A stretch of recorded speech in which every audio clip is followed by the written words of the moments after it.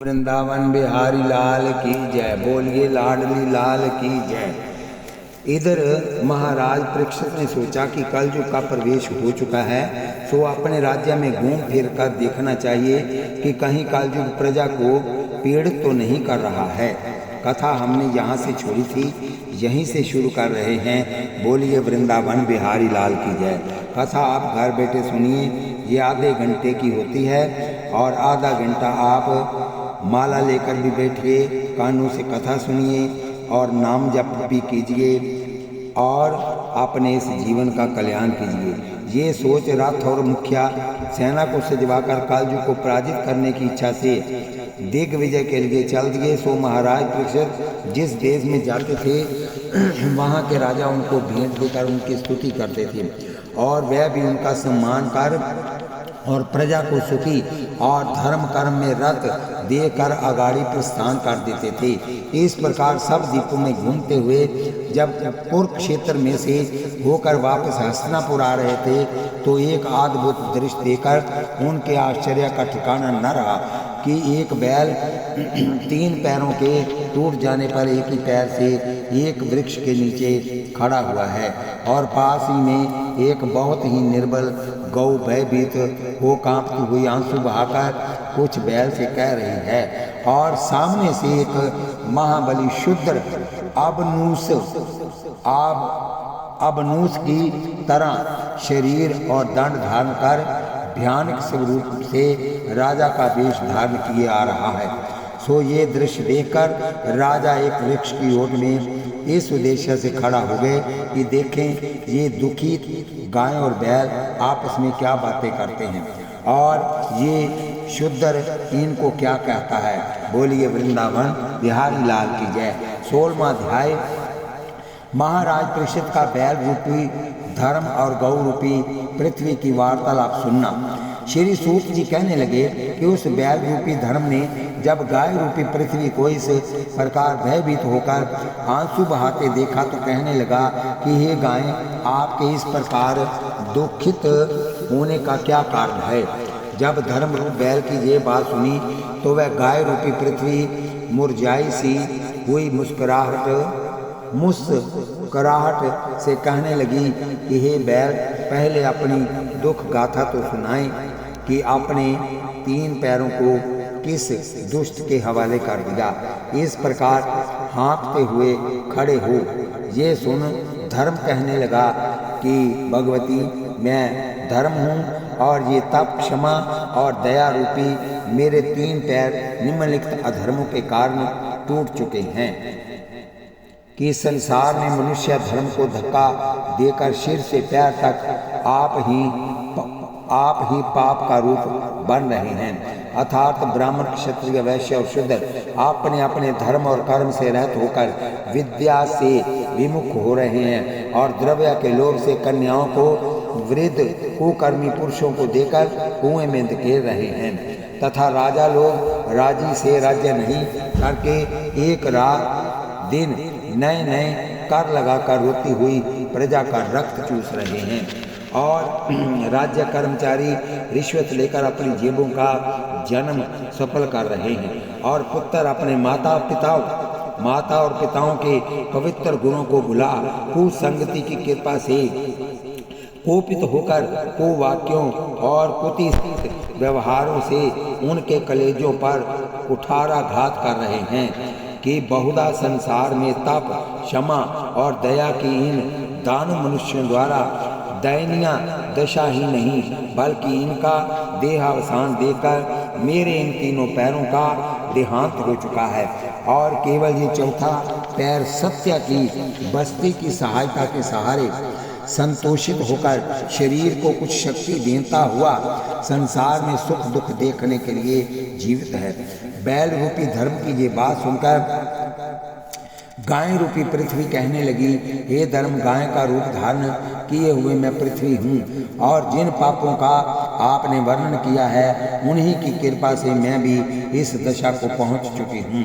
रात दिन मैं किसी समय आराम करना तो एक और रहा, बल्कि इस कलयुग के कुटिल कुकर्मी पुरुषों के कुकृत्यों से इतनी दुखित हो गई हूँ कि आंखों के आंसुओं से आंगन का भी अवकाश ही नहीं लेने देता। अर्थात इन पापियों के पापों से पल्लावित होकर भगवान का जप तो एक और विलाप करने में ही कभी धार नहीं आती, आराम नहीं आता। भगवान श्याम सुंदर के अवतार धारण करने पर कुछ दिन सुख से बीते थे कि उनके अंतर्ध्यान होने पर कुकर्मी कालयुग के आने पर फिर वही बुरे हाल हो गए तथा उन सर्व गुण संपन्न भगवान श्याम सुंदर की याद दिन रात आंखों को बर्बाद किए जा रही। दुखों को दूर करके इस दुष्ट दुराचारी दुरात्मा कालयुग धाम से हमारी देह की रक्षा कर दुनिया में हमको सुख से जीवित व्यतीत करने दें। 7वां अध्याय शुद्ध रूप कलयुग के बैल रूपी धर्म और गौ रूपी पृथ्वी के पास आने पर और उनके त्रासित किए जाने पर राजा परीक्षित का उनके पास जाना और कलयुग को मारने की चेष्टा करना तथा उनके भयभीत होकर क्षमा मांगने पर उनके रहने के लिए स्थान बताना। सूत जी कहने लगे कि हे ऋषि स्वरों, बैल रूपी धर्म गौ रूपी पृथ्वी इस प्रकार आपस में बातचीत कर ही रहे थे कि इस अवसर में वह शुद्ध रूपी कलयुग अपने काले शरीर पर काले ही वस्त्र और काला ही मुक्त धारण कर हाथों में एक मोटा सोटा लिए हुए अपनी बलवती सेना के साथ गाय और बैल के पास आकर और रथ से उतरकर उनको ठोकरों की मार से दुखित करने लगा। सो उनके आने पर और इस प्रकार सताए जाने पर गौ तो मूर्छित होकर पृथ्वी पर गिर पड़ी और बैल ने भयभीत होकर उस समय गोबर और गोमूत्र कर दिया। सूत जी कहने लगे कि जब राजा परीक्षित ने उस भूप वेश धारी शुभ्र को इस प्रकार गाय और बैल को सताते हुए देखा तो एकदम क्रोधित होकर धनुष पर बाण चढ़ा लिया और फिर चिल्लाकर कहा कि हे नृप वेशधारी शुद्र, क्या भगवान श्याम सुंदर के अंतर्ध्यान होने पर और दादा अर्जुन के वैकुंठ सदार जाने पर तू ये समझता है अब पृथ्वी पर कोई ऐसा राजा नहीं है जो अपनी पीड़ित प्रजा को पापियों से रक्षा कर सके। सो सावधान होकर सुन, ये वह राजा परीक्षित है जिसका 7 द्वीपों पर एक क्षत्र राज्य है और जिसके राज्य में बकरी और भाग एक घाट पानी पीते हैं। सो तू उसी राज्य में उसी के सन्मुख इस प्रकार गौ और बैल पर जो पहले से ही निर्बल और दुखित हैं अत्याचार कर रहा है। सो तेरा नृपति वेश से इस प्रकार निर्बलों का सताना और मेरा इस प्रकार नेत्रों को मीच अत्याचार देखना अधर्म ही नहीं बल्कि वह घोर पाप है जिसका जीवा से वर्णन नहीं किया जा सकता। इसलिए अब तुम अपनी मृत्यु के लिए तैयार हो जा। जब उस शुद्ध रूपी कलयुग ने राजा परीक्षित को कुपित होकर अपने आप को मारने के लिए उद्यत देखा था तो कुपित और दुखित होकर हाथ जोड़ कहने लगा कि हे नृपते, मुझे मारने से पहले मेरी राम कहानी सुन लीजिए। इस विनम्र वाणी को सुनकर राजा परीक्षित उस जगह आ गया जहाँ धर्म रूपी बैल और गौ रूपी पृथ्वी तथा शुद्ध रूपी कलयुग थे। सो राजा को वहाँ आया देखकर बैल और गौ दया की इच्छा से उनकी ओर कातर दृष्टि से निहारने लगे। सो उनको इस प्रकार दुखित और चिंतित देखकर राजा परीक्षित कहने लगे कि कृपा कर मुझसे सत्य सत्य बतलाएं कि आप कौन हैं और बैल और गाय का रूप आपने किस लिए धारण कर रखा है, क्योंकि साधारण गाय और बैल आपकी तरह वाणी में प्रवीण होकर बोलने की शक्ति नहीं रख सकते। राजा की ये बात सुनकर बैल रूपी धर्म कहने लगा कि हे राजन, मैं तो बैल रूपी धर्म हूँ और ये गौ रूपी पृथ्वी है। सो हम इस शुद्ध रूपी कलयुग के सताए जाने पर कहीं सुरक्षित स्थान देखते हुए घूम रहे हैं, किंतु खेद के साथ कहना पड़ता है कि हम जहाँ जाते हैं वहीं पाप आत्मा दोह में दुख देने के लिए तैयार मिलता है। सो हम इससे इतने तंग आ चुके हैं कि जिसका वर्णन जीवा से किया जाना कठिन ही नहीं बल्कि असंभव भी है। और इसी दुष्ट की कृपा से मेरे तप, क्षमा और दया रूपी तीनों पैर नष्ट हो चुके हैं और इस निर्बल और निराश्रय पृथ्वी की भी इसी दुरात्मा की दया से ये दयनीय दशा हो रही है। सो पहले तो भगवान श्याम सुंदर और वीर अर्जुन की अनुकंपा से हमारा जीवन अच्छी तरह यापन हो जाता था और ये अधर्मी उनके प्रभाव से सदा असहाय और भयभीत होकर अपने दर्शन देने का दुस्साहस नहीं किया करता था, किंतु अब इसका ये हाल है कि सदा हमारी चाल का ख्याल रखकर जहाँ हम पहुँचते हैं हमारा बुरा हाल कर प्राण निकालने को उतारू हो जाता है और हम भी अपने दुर्दिन समझकर दुर्दैव को दोष देते हुए संतोष का रक्त पी आंखों से आंसू उगलते रहते हैं। सो हे राजन, हम अधिक आपसे क्या कहें, शास्त्रानुसार अधर्मी का अधिक नाम लेना अच्छा नहीं, क्योंकि जिस प्रकार भगवान और पुण्य आत्मा का एक बार नाम लेने से पापों का नाश हो जाता है, उसी प्रकार अधर्मी का नाम सुनकर पुण्य का पलायन हो जाता है। सो जिस प्रकार भी हो आप हमारे दुखों को दूर करने में देर मत कीजिए। सूत जी कहने लगे कि इस प्रकार धर्म और पृथ्वी की बात सुनकर राजा उनको धैर्य देकर कहने लगे कि अब आप अपने चित्त से चिंता को हटा दें, क्योंकि राजा का ये पहला धर्म है कि वह अपनी प्यारी प्रजा को पापियों द्वारा पीड़ित होने से बचाए और सदा सुख से उसका पुत्रों की तरह पालन कर दुष्टों को दंड देता रहे। इस प्रकार धर्म नीति पर चलने वाले राजा का यश पृथ्वी पर प्रकाशित होकर वैकुंठ में वास हो जाता है।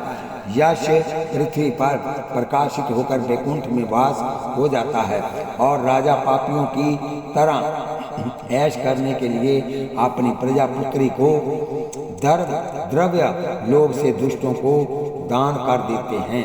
वह इस संसार में अपमानित होकर करोड़ों वर्ष रौरव नामक नरक में निरंतर यातना भोगते हैं। इसलिए इस कुकर्मी कुमार्गी कलयुग को आज मौत के घाट उठाकर अपनी प्रजा को सदा के लिए दुखों से छुड़ा देता हूँ, क्योंकि जो राजा होकर सत्पुरुषों पर कोप और दुष्टों पर दया करता है उसके जन्म जन्मांतर के पुण्य उसी समय नष्ट होकर वह नरक का भागी बन जाता है।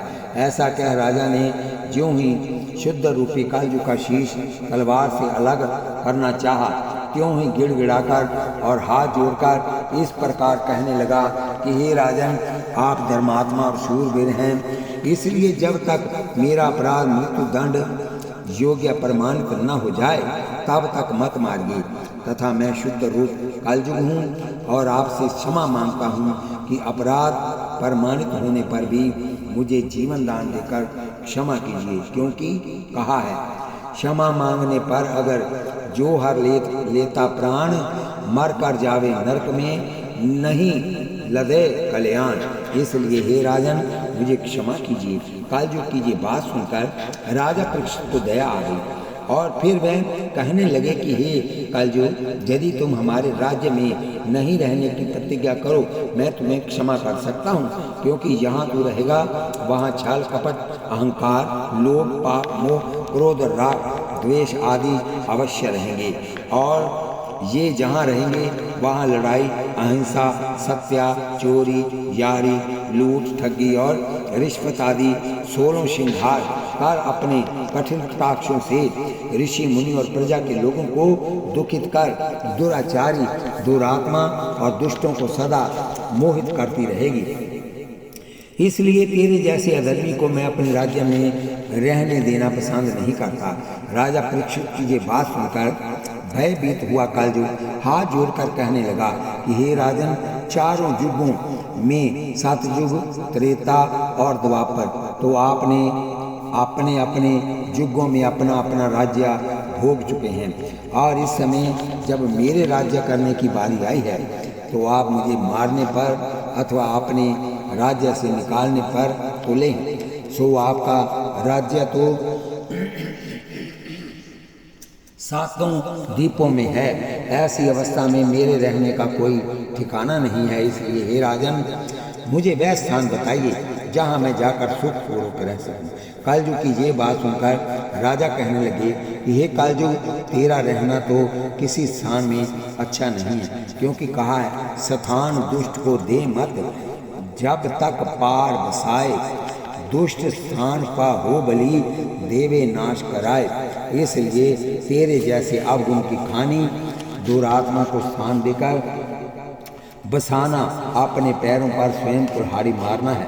राजन की ये बात सुन कलयुग कहने लगा कि हे राजन, मुझे केवल अवगुणों की खान समझना वज्र भूल है, क्योंकि मेरे में एक गुण तो इतना बढ़कर है कि जिसका बखान नहीं किया जा सकता।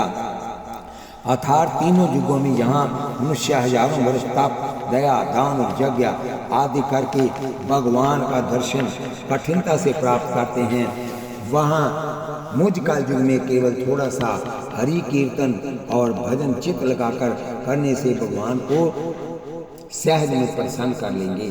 और अन्य युगों में मनसा पाप करने से भी नरक भोगना पड़ता था, परंतु मैंने मनसा पाप को तो आते ही नष्ट कर दिया है। इसलिए हे राजन, मेरे केवल अवगुणों का ध्यान न देकर मेरे गुणों की ओर भी दया दृष्टि कीजिए। अर्थात कहा है सज्जन गुण को लेत है, सारे अवगुण छोड़, दुर्जन अवगुण ही लहत, गुण से आनंद मोल। कलयुग के इस प्रकार नीति वाक्य सुनकर राजा महाराजा परीक्षित ने कहा कि हे कलयुग, मैं तुम्हारे उपरोक्त गुणों की ओर ध्यान रखकर तुमको रहने के लिए निम्नलिखित स्थान दान करता हूँ।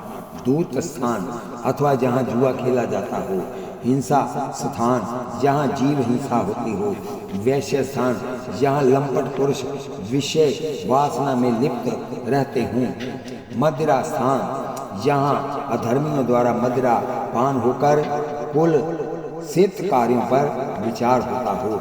इसलिए उपरोक्त इन चार स्थानों में रहकर अपने कुटुंब के साथ आनंद से निर्वाह करो।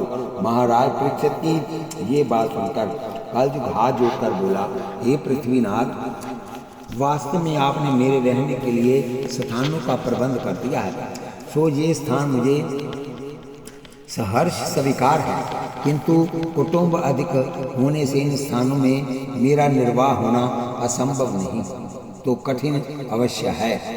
इसलिए कृपा कर कुछ स्थानों का प्रबंध और कीजिए, जिससे अपने बाल बच्चों सहित आनंद से रहता हुआ आपको आशीर्वाद देता रहूं। इतनी कथा सुन सूत जी कहने लगे कि हे ऋषि स्वरूप, कलयुग के इस प्रकार प्रार्थना करने पर राजा परीक्षित दयालु होकर कहने लगे कि हे कलयुग, स्वर्ण स्थान अथवा यहाँ द्रव्य की अधिकता होने पर भी धर्म कर्म नहीं होता हो, वहाँ तुम और रह सकता है, परंतु याद रख, मदिरा वैश्य और जहाँ जीव हिंसा होए, दूत क्रीड़ा कनक में निर्भय कलयुग सोए। इन पांचों स्थानों को छोड़कर यदि अन्य स्थानों में कहीं आपके दर्शन हो गए तो उसी जगह आपको जमराज के दर्शन करा दिए जाएंगे।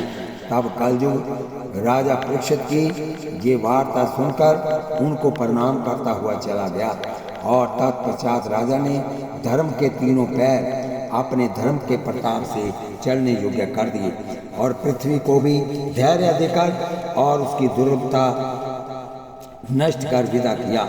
तदंतर हस्तिनापुर में आकर और दरबार पर सबको ये सूचना दे दी गई और राज्य भर में ये ढिंढोरा पिटवा दिया कि जो कोई मनुष्य जुआ खेलता या वैश्य गमन करेगा अथवा अहिंसा करेगा, वह मदिरा पीवेगा अथवा स्वर्ण रख कर दया दान धर्म नहीं करेगा, उसकी तमाम संपत्ति छीनकर कोष में दाखिल कराई जाएगी और उसको कठिन कारावास का दंड दिया जाएगा।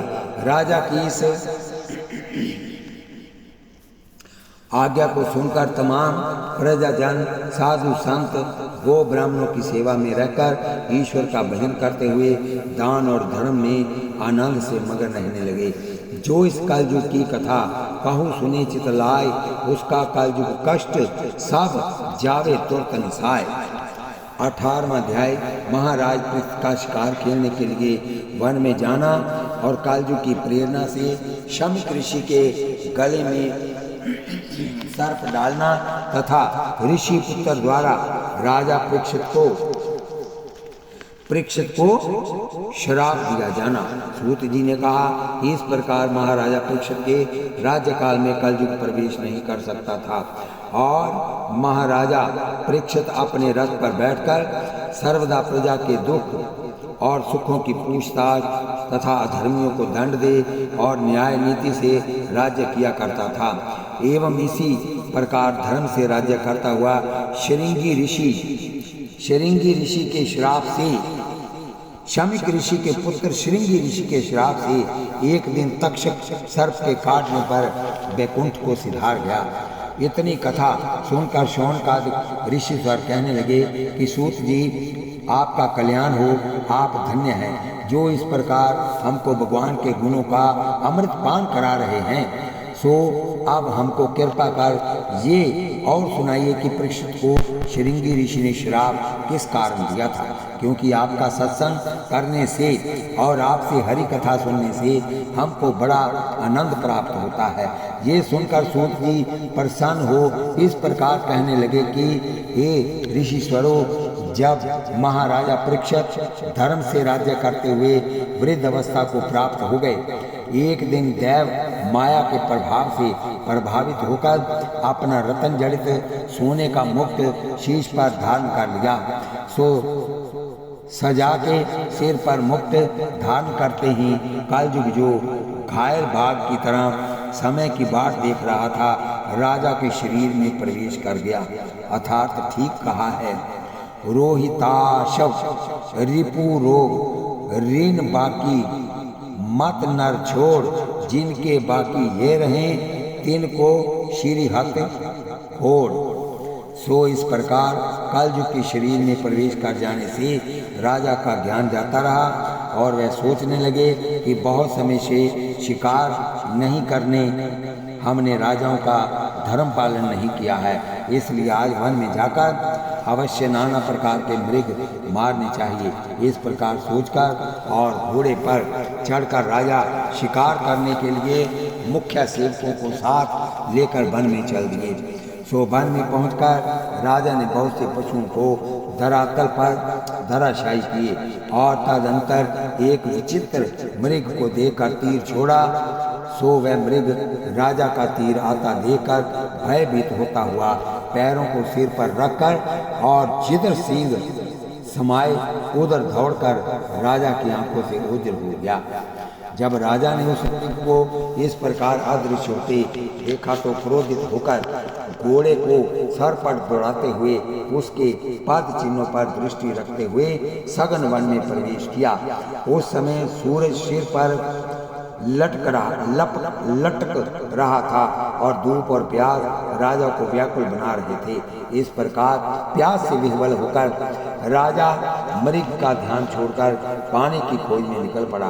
पानी नहीं मिला, परंतु थोड़ी दूर जाने पर राजा को शमिक ऋषि का आश्रम दिखाई दिया, जिसे देखकर राजा के प्राणों को सहारा मिला और तत्पश्चात वहां जाकर राजा ने एक ऋषिश्वर को बैठा हुआ देखकर कहा कि हे ऋषिश्वर, मैं अभिमन्यु का पुत्र राजा परीक्षित प्यास से बहुत व्याकुल हो रहा हूँ, इसलिए थोड़ा सा जल पिलाने का कष्ट कीजिए। किंतु उस समय वह महात्मा समाधि में बैठे हुए थे, इसलिए उनको राजा के आने का और उनके जल मांगने का कोई ज्ञान नहीं हुआ। परंतु जब राजा को ना तो मांगने पर पानी मिला और ना कोई प्रत्युत्तर मिला, तो बड़े क्रोधित होकर विचारने लगे कि देखो इन ब्राह्मणों को कितना घमंड हो गया है कि हमारे मांगने पर पानी देना और कुशल पूछना तो एक और रहा, मुख से उच्चारण भी नहीं करते। इसलिए कुछ इनको दंड अवश्य देना चाहिए, क्योंकि बिना कुछ दंड दिए इनको ज्ञान नहीं होगा। ये सोच कलयुग की प्रेरणा से महाराज परीक्षित घोड़े से नीचे उतर आए और पास ही एक मरा हुआ सर्प देकर और बाण की नोक से उठाकर शमिक ऋषि स्वर के गले में डाल दिया। परंतु भगवान के ध्यान में मग्न होने से ऋषि को गले में सर्प डालने का भी कुछ ज्ञान नहीं हुआ। इतनी कथा सुनाकर श्री सूत जी कहने लगे कि जब इस प्रकार राजा शमिक ऋषि को गले में सर्प डालकर वापस अपने स्थान पर आए, तो ज्यों ही उन्होंने स्वर्ण मुक्त अपने शीश पर से उतार कर रखा, त्यों ही उनके हृदय में ज्ञान का प्रकाश हो गया। और तब वह सोचने लगे कि हाय, आज मुझसे इतना बड़ा अपराध हो गया है। भाग्य ने आज मेरी मति फेर कर मुझे अनर्थ के गर्त में घेर दिया है और अपमानित हुए कलयुग शत्रु ने आज अपना पूरा बदला ले लिया है। तभी तो आज व्यर्थ बिना किसी अपराध के एक ऋषि का अपमान करा, पाप के पहाड़ के शिखर पर चढ़ा दिया है। यथा इसमें केवल कुटिल कलयुग का ही दोष नहीं है, किंतु बहुत कुछ मेरे उस निर्भाग भाग्य की कुबुद्धि का कुत्सित कर्म है, जिसने मुझे स्वर्ण मुक्त पहनने पर बाध्य किया।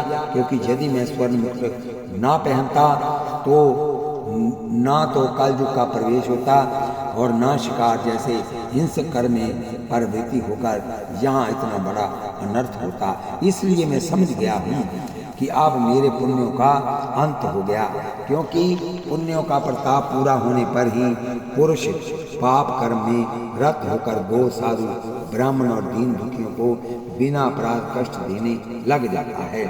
सूत जी कहने लगे कि इधर तो राजा इस प्रकार पश्चाताप कर रहा था और उधर एक ऋषि बालक ने शमिक ऋषि के पुत्र श्रृंगी ऋषि को, जो उस समय नदी में स्नान कर रहा था, कहा, हे श्रृंगी, तेरे तो इधर खेलने में सींग उगे हुए हैं और उधर तुम्हारे पिता शमिक ऋषि के गले में सर्प की पींग डालकर राजा परीक्षित डींग मारता हुआ अपने भवन को गमन कर गया है। जब श्रृंगी ऋषि ने ये बात सुनी तो उसका मुख तपे हुए तवे की तरह लाल हो गया और दुखित क्रोधित होकर कहने लगा कि हे भगवान, श्याम सुंदर के अंतर्धान हो जाने पर ये कुटिल राजा कलयुग के प्रताप से कुकर्मी और कुमार्गी होकर तथा नित्य कुत्सित कर्म करके पराधीन प्रजा को परिपीड़ित करते हैं। सो हे नरादम नरपते, आप तुम अपनी इस निर्बल, निर्दोष और निराश्रय प्रजा के प्रबल प्रताप को देख, जो तुमको एक निमिष में निस्तेज करके भस्म कर देगा। सूत जी कहने लगे कि श्रृंगी ऋषि ने इस प्रकार क्रोध में निर्बुद्धि होकर राजा परीक्षित को आप दिया कि हे नीच निपते, तैने बिना अपराध भगवान की आराधना में बैठे हुए मेरे पिता के गले में सर्प डालकर अपमान किया है। इसलिए तू आज से 7 दिन के बाद तक्षक सर्प के काटने पर मृत्यु को प्राप्त हो जाएगा। इस प्रकार श्रृंगी ऋषि राजा को श्राप देकर तत्क्षण अपने आश्रम में आ गया और अपने पिता के गले में से सर्प निकालकर और जोर जोर से विलाप कर पिता को पुकारने लगा। तो उसका शब्द सुनने पर और समाधि के जगने पर जब शमिक ऋषि ने अपने पुत्र को इस प्रकार विलाप करते देखा तो कहने लगा, हे पुत्र, तुम्हारे इस प्रकार रोने का क्या कारण है। तब उसने कहा कि हे पिताजी, राजा पृक्षताप के गले में सर्प, मरा हुआ सर्प डाल गया था, तो इस बात से मैं दुखित होकर रो रहा हूँ। ये सुन ऋषि कहने लगा कि हे पुत्र, पहले ये बता, तैने उसको कोई श्राप तो नहीं दे दिया है। ये सुनकर वह कहने लगा कि आज से 7वें दिन के बाद तक्षक सर्प के काटने से उसकी मृत्यु हो जाएगी। ये श्राप मैंने अवश्य दे दिया है। ये बात सुन शमीक ऋषि बड़े उदास होकर कहने लगे, हे पुत्र, तैने धर्मात्मा, प्रतापी और प्रजापालक राजा को व्यर्थ श्राप देकर केवल अपना ही नहीं बल्कि संसार का हित किया है, क्योंकि उसके राज्य भर में बकरी और बाघ एक घाट पानी पीकर निडर बनने घूमते हैं और प्रजा सुख से सोती है, और वह प्यासा यहाँ आया होगा और पानी नहीं मिलने पर भूपति स्वभाव से क्रोधित होकर उसने हमारे गले में सर्प डाल दिया होगा। सो इसमें उनका ही नहीं बल्कि हमारा भी अपराध हुआ है, क्योंकि धर्मशास्त्र में लिखा है कि जो पुरुष जिसके भवन पर आकर भूखा और प्यासा होने पर बिना अन्न जल चला जाता है, उसके पुण्य क्षीण हो जाते हैं। परंतु यदि उसका कुछ अपराध भी था तो भी इतनी भारी दंड नहीं देना चाहिए था। सो ईश्वर तुमको बालक और निर्बुद्धि समझकर क्षमा करे, परंतु अब ये समाचार राजा को सुनाकर अवश्य सचेत करा देना चाहिए, जिससे वे अपने परलोक का कुछ प्रबंध कर सके। ये सोच शमीक ऋषि ने अपने शिष्य द्वारा ये कुल समाचार राजा परीक्षित के पास भेज दिया, और राजा ने भी इस ऋषि श्राप को आशीर्वाद की तरह अंगीकार किया। बोलिए बांके बिहारी लाल की जय। 19वां अध्याय। श्री श्रृंगी ऋषि का श्राप सुनकर राजा परीक्षित का गंगा जी के किनारे जाना और वहां सुखदेव मुनि का दर्शन हुआ। श्री सूत जी कहने लगे कि हे ऋषिश्वरों, बोलिए बांके बिहारी लाल की जय। जब राजा परीक्षित ने ये शाप सुना तो उस दूत को कहने लगा कि हे दूत, ऋषिश्वर के चरणों में जाकर मेरा प्रणाम कहना और मेरी ओर से अपराध क्षमा करने की प्रार्थना करना, तथा साथ ही ये कहना कि 7 दिन को छोड़ यदि आज ही वह तक्षक सर्प द्वारा कटवा कर मेरी मृत्यु करा देते तो ठीक था, क्योंकि निरपराध प्रजा को सताने वाले की शीघ्र मृत्यु हो जाए तो बहुत अच्छी बात है, तथा इस पर भी जो गो ब्राह्मण साधु और दीनों को सताता है उसका तत्क्षण ही मर जाना अच्छा है। ऐसा कहकर राजा ने उसे बहुत सा द्रव्य देकर विदा किया, और इसके बाद सोचने लगे कि अब धन, स्त्री और पुत्रों में वृथा मोह न रखकर प्रभु का भजन करना चाहिए, जिससे भवसागर पार उतरने का मार्ग निकल आए, क्योंकि बिना ईश्वर के भजन और कीर्तन के मनुष्य का उद्धार नहीं होता। और स्त्री, पुत्र और धन तो आज भी नहीं तो 7 दिन के बाद तो अवश्य छोड़ने पड़ेंगे, इसलिए आज ही इनको छोड़ दिया जाए तो अच्छा है। ये सोच राजा परीक्षित ने अपने बड़े पुत्र जनमेजय को बुलाकर, जो उस समय 14 वर्ष की अवस्था में था, राजगद्दी पर बिठा दिया, और फिर दरबार पर सब मंत्रियों और ऋषियों मुनियों को कहने लगा कि आप इस जनमेजय को सदा सुमार्ग पर चलाकर आप कर्मों से बचाना तथा उसमें प्रजा की भलाई हो वह काम करना। और फिर जनमेजय को भी ये शिक्षा दी गई, हे पुत्र, सदा गौ, ब्राह्मण, साधु और प्रजा की अच्छी तरह रक्षा कर दुष्टों को सदा उचित दंड देते रहना। और सुनो, अपनी प्यारी प्रजा को सदा पालना, भूल कर भी उसे कष्ट देना मती। दंड दुष्टों को दे, मान संतों का कर, दुखी दीन दुखियों की दुर्दीश लेना मती। रिश्वती राज्य सेवक चढ़ा चरख पे चोर डाकू की विनती ना सुनना रती। जो प्रजा को दुखी देखता भूपति मान सच ये कहन हो ना उसकी गति। सूत जी कहने लगे कि इस प्रकार अपने प्यारे पुत्र जनमेजय को शिक्षा देकर महाराज परीक्षित राजसी वस्त्र त्याग वलकल वस्त्र और कौपीन धारण कर श्री गंगा के किनारे भगवान का भजन करने के लिए चल दिए। बोलिए वृंदावन बिहारी लाल की जय। उनको इस प्रकार जाता देखकर तमाम रणवास व पुरवासी चलाते हुए उनके पीछे पीछे हो लिए। तब राजा ने उनको और प्रेम में इस प्रकार व्याकुल होकर आते देखा तो बड़ी कठिनाई से समझा बुझाकर उन्हें वापस किया। बोलिए बांके बिहारी लाल की जय। शीर्ष कथा इसके बाद करेंगे। इस कथा को यहीं विश्राम देते हैं। कथा को आप सब्सक्राइब लाइक शेयर कीजिए और जितना आप इसको आगे भेजेंगे उतना ही फल आपको मिलता जाएगा। जो लोग इस कथा को सुनेंगे वो आपको जो वो पुण्य दान करेंगे